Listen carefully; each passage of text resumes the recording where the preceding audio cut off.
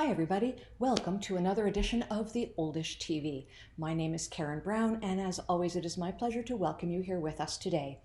We're going to lighten it up a bit today. We've had some rather heavy topics the last few weeks, so today I wanted to share with you an Instagram account that I have found, and it kind of follows on the heels of a Facebook post that I made a year ago, and it has been shared nearly 8,000 times. I can't believe it. We're obsessed with age. Is it any wonder? You get to a certain age and you always want to think you're 30. Your hair is a big part of that. Now, I color my hair. Not going to lie about that, and I'm not shy about it. I'll tell anybody. I color my hair.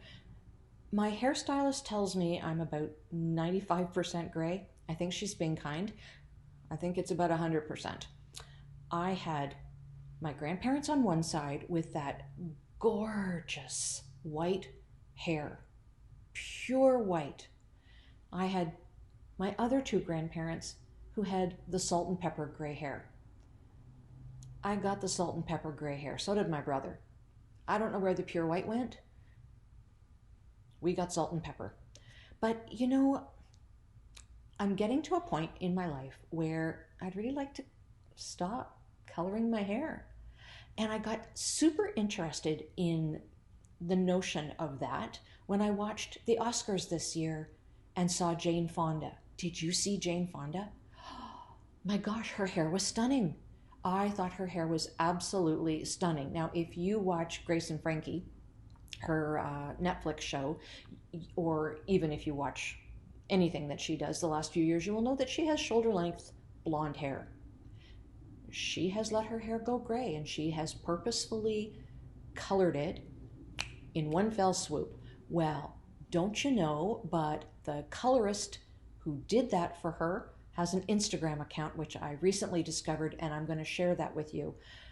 It is absolutely inspirational. Now, Jane Fonda, before the Oscars show got underway, did a little Instagram post herself from her green room. She wasn't dressed yet, but she introduced everybody to her hairstylist, her clothing stylist, and her makeup artist. So the way she looked at the Oscars, it takes a village, right? It always takes a village.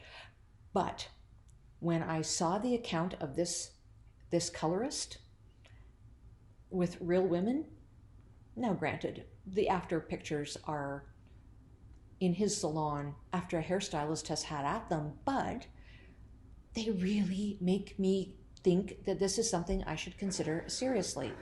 Now, let me get you to this Instagram account. Here it is, Jack Martin Colorist. That's his name, and he is in California, and he is a master. That is him at the top in the little circle. Now, this top one here, now if I put my mouse over it, it makes it, it shows you the counts and the comments and stuff. But this woman here, when I read the comments on this, had flown from overseas to this colorist. And as you can see, part of her hair has started to go gray. The first 2 or 3 inches are gray. And then there is the color that she has been coloring her hair. She came to see Jack Martin so that he could take away the colored part of her hair and make everything blend in with the part of her hair that she had allowed to grow out to its natural gray. If you go to this account, you will see the end result. It is fabulous. You can see this one next to it here. You can see the before and the after.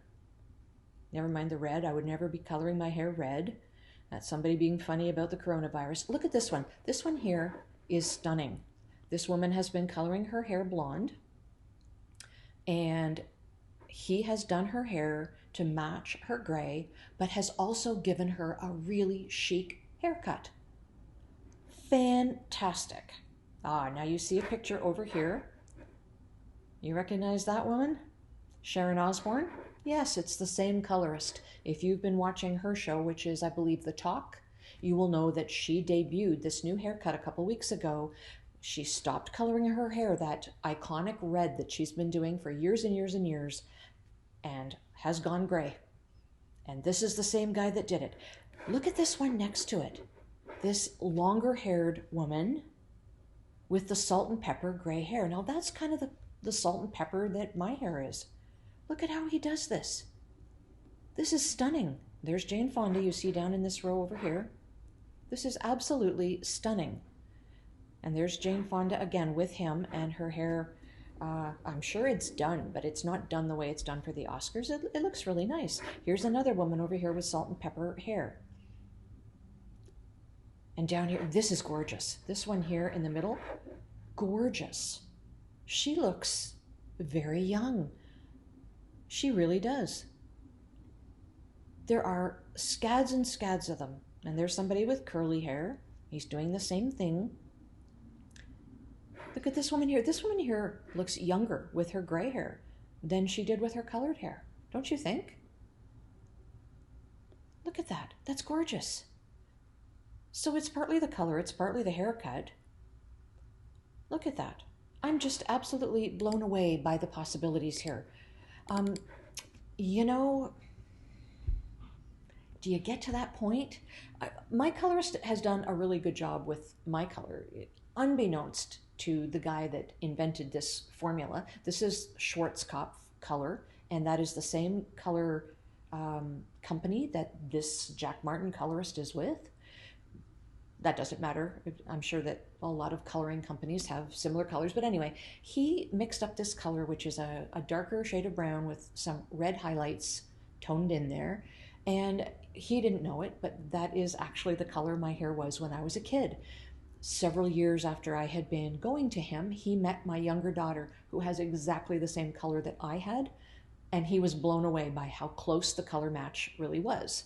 Now, you know, it's nice to have your hair colored. It's nice to feel younger. I don't want to color my hair if it's going to make me age by 10 or 15 years.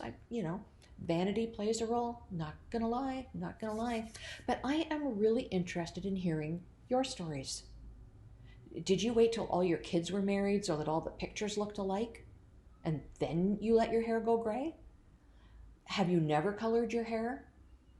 Are you at the same point in your life as I am, and you're thinking of maybe giving up the color? You know, there are some health warnings out too. They don't play a big role in my decision making. I'll cop to it. Vanity rules. And the health warnings are very low, where they talk about the chemicals in hair color, and it puts you at increased risk for some kinds of cancers. The risk is low. If the risk was high, I might really be thinking about it more. I don't know. What do you all think?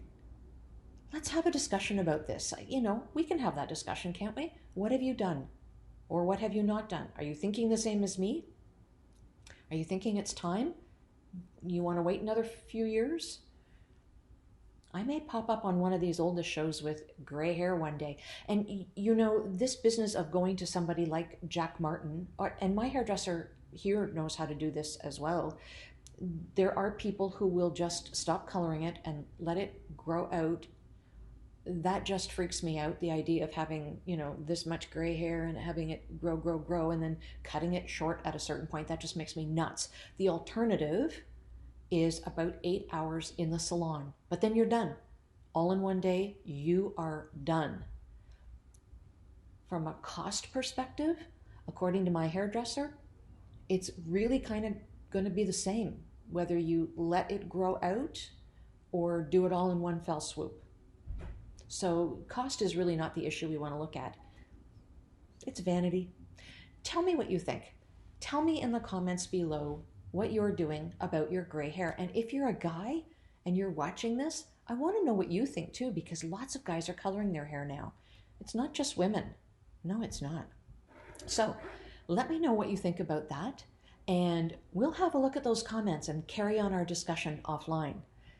Until next Wednesday at 12 noon, I invite you to look after one another.